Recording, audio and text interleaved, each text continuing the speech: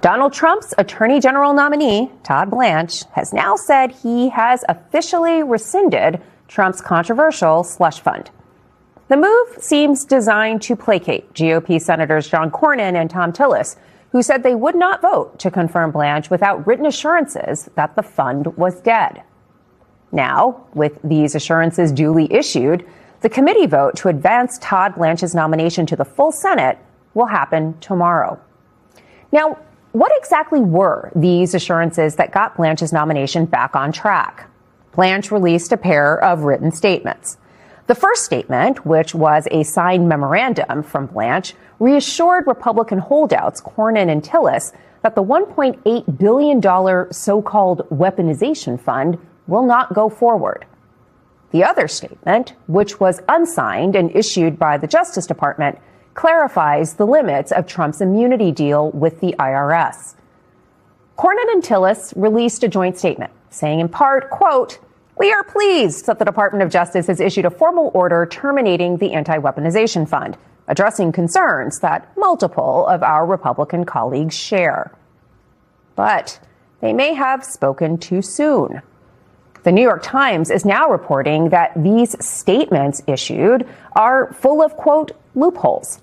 According to the Times, quote, "The original terms of the documents creating the fund said it may be modified only with the written agreement of the parties," a reference to Donald Trump, his sons Eric and Donald Trump Jr., the Trump Organization, and specific government agencies. Mr. Blanche's orders, however, is a government document signed only by him. The apparent deal between Blanche, Cornyn, and Tillis comes just hours after the president doubled down on the fund, telling reporters on Air Force One that he'd be open to bringing it back. Take a listen.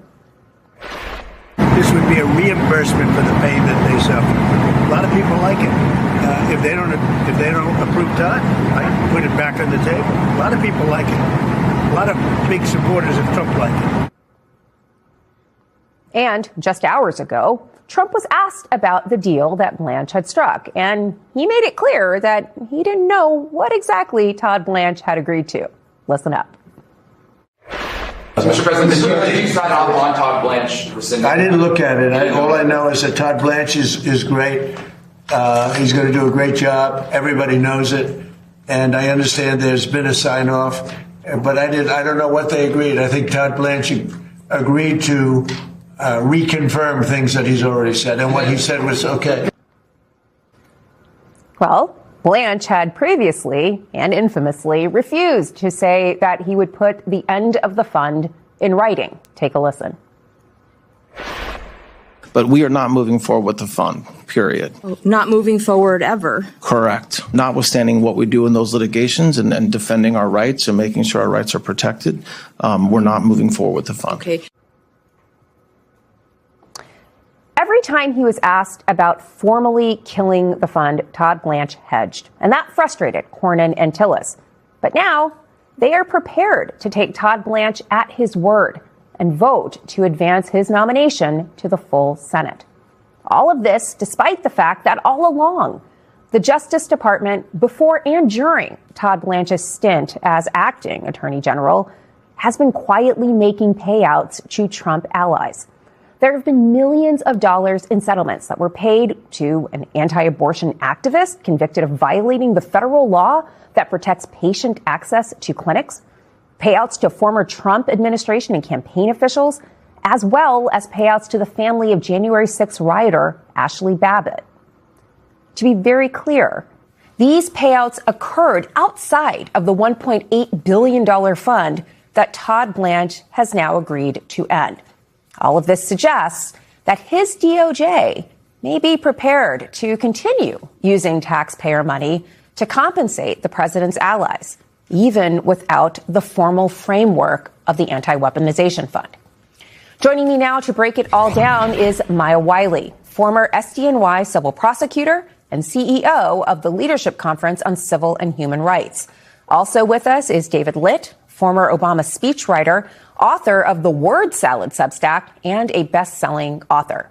So So, Maya, I'll start with you. What is your reaction to the senators who were so upset about the fund now being okay with these assurances that the fund is dead?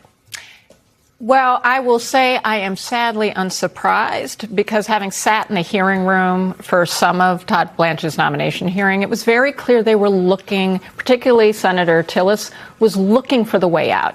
Because remember, these are senators that at one time had said in writing means legislation from Congress, so that the executive branch just can't reignite a weaponization fund, not to mention whatever's happening with Trump and his family having immunity forever and ever and ever. So I say this because what should be shocking to all of us is that what is in writing is nothing short of Todd Blanche's commitment on an implementing document, not on something that says the parties to the settlement have now relinquished whatever their rights might be to claim breach of contract. I only say that we don't know what will happen, but Donald Trump hasn't signed a thing. Congress hasn't signed a thing. And to your point, the settlements can roll on. Right. So let's leave aside the question of whether or not these are legally binding documents. David, what do you make of the fact that Tillis and Cornyn, both of whom have nothing to lose? They are not coming back to the Senate. They have, again, nothing to do with this president going forward. Why won't they stand firm on this and truly end the fund in real terms? Well, let me start by saying I feel like I'm here with two very accomplished lawyers. I am not a lawyer. So, I have thoughts about like analogies and prepositions and stuff. But I will also say I do have familiarity as a human being who has done embarrassing things from time to time. Yeah. And Thom Tillis and John Cornyn should be deeply embarrassed about this. I mean, Trump saw through these two people. I mean, he saw through a lot of people in the Republican Party. But I think one of the things that he understood well before other Republican senators or Congress members understood it was the combination that these senators, they're extreme, but they're also weak. They were supposed to, as you said, have nothing to lose. Trump ended their political careers. This was their chance to get some revenge, to put one over on him, and the best they could do was a basically meaningless document. These are not Virgos. I'm a Virgo, so I don't know what that means. So is it good to be a Virgo or bad? We're a very vengeful people, I think. Agreed. Yes, absolutely. Well, I'm a Capricorn. I don't know where that fits in here, but I will say this. It's worse than that because it wasn't just about vengeance. They actually believed what they were saying when they said it was bad, when they said we should not have it, when Congress should act and prevent any sitting president from doing what Senator Tillis himself this weekend called the payout pot for punks. That wasn't soft talk. That was what he meant. What he caved on and what Cornyn caved on were their actual principles. That's worse. So under prior questioning by Senator John Cornyn, Todd Blanche actually admitted that Trump could try and enforce the terms of this settlement. So let's take a listen to that. You have said that the weaponization fund is a moot issue. Is that your position? Yes, it is a moot issue. I suppose if President Trump's counsel sought to enforce it, they potentially could. Including the weaponization fund. Well, they could try to enforce the contract. Hey, Maya, you're a lawyer. Does this document that Todd Blanche issued change anything about the possibility of the president resurrecting this fund in some way? Are these legally binding promises, or are there loopholes here that will allow this to come back well after Todd Blanche has gotten what he wanted? Well, as I said, it's an implementing order. What that means is he's like, I'm not going to do this. So what does that have to do with a settlement that he entered into and with the parties themselves, including Donald Trump, not having said, we agree? And plus, he's the president of the United States. What we've already seen in the settlements themselves become a back door to making sure they can pay people. So there are a lot of interesting things here. So one, these are settlements between the various agencies and these different principals, Donald Trump himself, the Trump sons, and then the Trump organization. And none of these people have had anything to say about this quote unquote implementing document. Going back to the whole question of this being a settlement, this was actually coming from a lawsuit. Is there any legal recourse here that the court could take or that any of the people involved here in the legal challenge challenge could bring? Well, look, we already have a very angry judge. Yes. In this case, because the judge already said, I think this is sanctionable. We had 38 former judges say this smells and there should be disciplinary action potentially taken here. This is one of the reasons why some of us have also argued that Todd Blanche is unfit to actually serve as the nation's top lawyer. But I say that because, yes, I mean, we could see a continuation of a judge saying, first of all, this was something that did not fall within the realm of something the court would have approved in terms of jettisoning the cases in the first place. But look, this is all unknown territory because none of this is normal. Yeah. And I think the most important thing is say this is so abnormal that every American should be deeply concerned and upset that this is supposed to be the department of the people and it's now just the department of just Trump. Well, so David, to that point, is there any evidence that this is registering with ordinary Americans, that this is a fund that could be resurrected at any time? It's really at the pleasure of the president, at the pleasure of the attorney general, who seems to be the president's personal lawyer in much of this. Do people care that their tax dollars are being used in this way? I think people care at a moment when it seems like every day there are 20 Watergate level scandals, and even J.D. Vance is out there saying, oh, Watergate would be fine now. Sometimes things do break through, and this broke through when it first was announced. And it's one of the reasons, I mean, it's nice to think that, everybody stuck to their guns and was deeply principled to say, we don't want this. I think the reason, or a big reason they didn't want it, was that they got caught. And that they realized that, particularly at a moment, by the way, when Americans are struggling to buy groceries, Americans are wondering what's going to happen to their energy bills. Every time we do something new and stupid in Iran, fuel costs go up, gas goes up. And so what is the president focused on? He's focused on spending $1.8 billion of your tax money you earned, to a bunch of insurrectionists because they supported him. That is not very hard to message. And I think to your point, I don't remember every word in the alliteration-filled quote from Thom Tillis, but you could tell that when he was saying that, he felt really good. He was like, oh, this is what it feels like to be making a point that people agree with, and now he's kind of shrinking away from that. Off panel, Jeff Mason is here in person, White House and Washington correspondent for Bloomberg, and Susan Glasser, staff writer for The New Yorker. Okay, so just because Todd Blanche killed off this iteration, it does not mean this thing is gone, right? The Supreme Court shot down Donald Trump's tariffs, and what did he do? Find a workaround, and he's implementing them right now. Well, I think Exhibit A of that is just the fact that he keeps talking about it. I mean, he could have said on Friday at Camp David that, yeah, I'm willing to get rid of this fund. I'm tired of all the controversy over it because what I really want is Todd Blanche is my confirmed attorney general. And he didn't say that. He started talking about why he wants it. And he did the same thing in that clip on Air Force One last night that you just played. And that, I mean, I think that sends a pretty clear signal to his staff, including his potentially future confirmed attorney general, that you can make whatever deal you want right now, but this is still on my radar and this is still something that I'd like to see. Okay, how about in the are you flipping kidding me, Susan?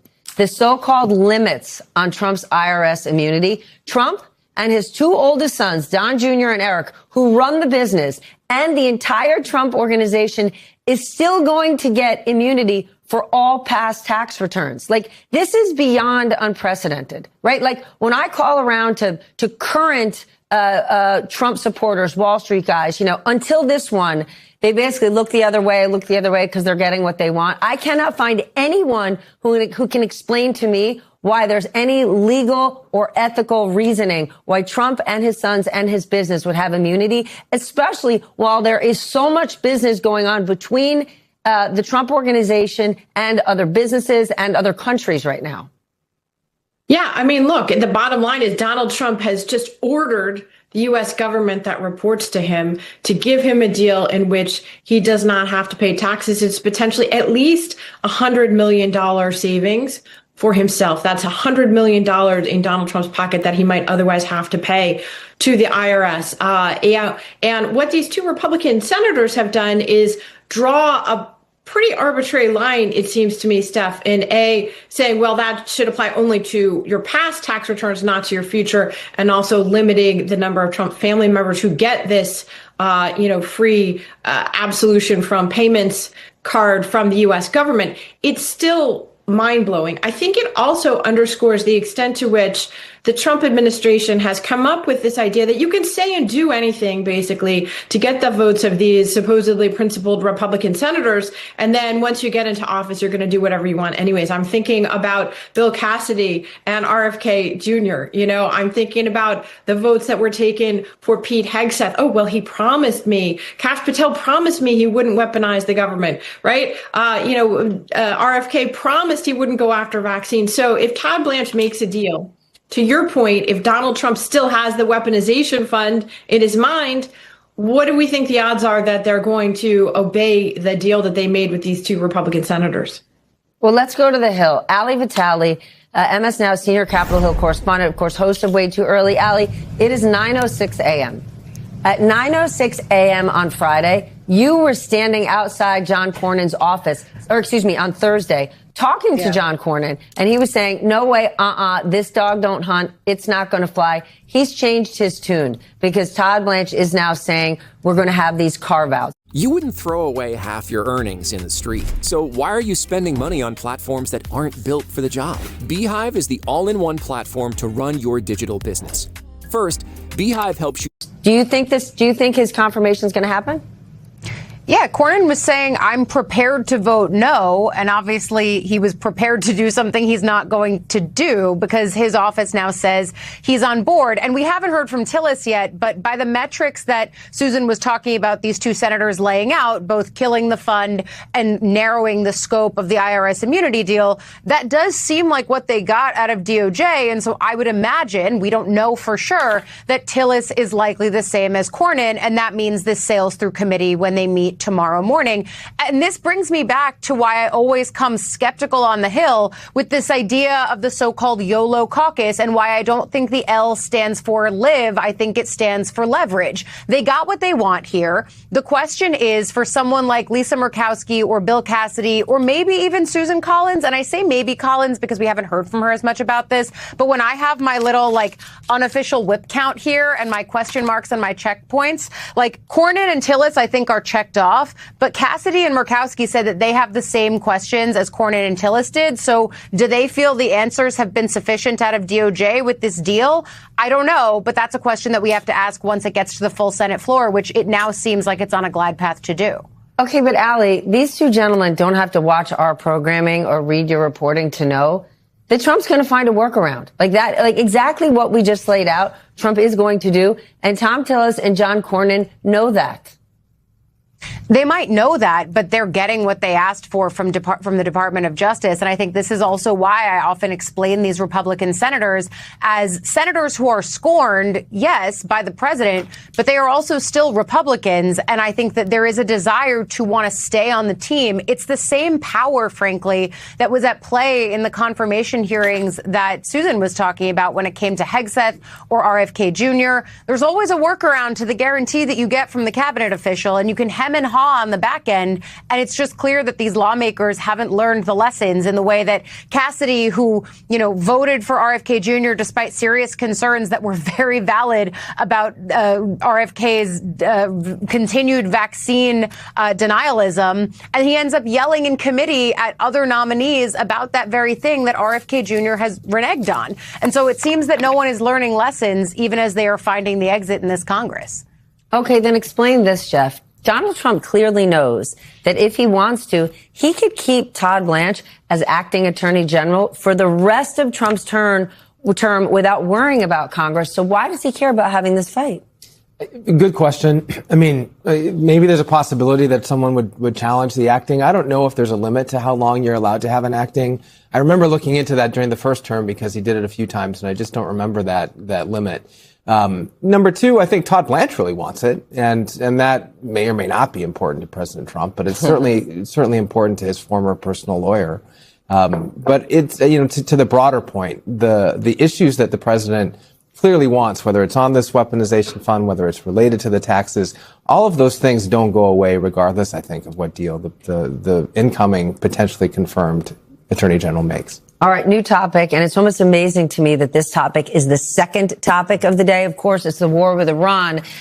It feels crazy to say that an American president's comments about an active war feel like noise, but we have actually reached a point, Susan, we're there. We're going through this pattern. It seems like every week, right? And especially on a Sunday night before the market opens. Oh, we're not going to escalate. These peace talks, they're really progressing. And Iran is saying, what are you talking about? We haven't said anything. Yeah, Steph, we're in a situation here where the president is at a minimum a very, very unreliable narrator when it comes to the progress of the war that he launched by himself with no effort to sell the reason for it to the American people, to the U.S. Congress, even to most of American allies. And the result, of course, is that Trump is in this box of his own making that he keeps trying to get out of. He is certainly devaluing the currency of, the value of the statement of the American president, number one. I think if you look at American soft power around the world, that has also plummeted in the course of the war. Then there's the political hit he and his party have taken from the metastasizing prices that are resulting. A lot of his comments do seem to be aimed at manipulating the markets. That's a topic that you're much better versed on than I am, Steph. But I think right now what Trump is looking at is a prospect where the two sides not only remain so far apart, but it's hard to even envision a scenario in which a long-term deal is possible to end this conflict. And that is because Donald Trump has effectively reinforced Iranian control of the Strait of Hormuz. They have now realized that they have this geopolitical sort of chokehold over something that they're not likely to relinquish, number one. Number two, the nuclear piece that he keeps talking about to justify the war, they're literally in negotiations to talk about when they would talk about this. So anybody who thinks that we're getting close to a nuclear agreement, think again, because they're literally talking maybe about talking about talking.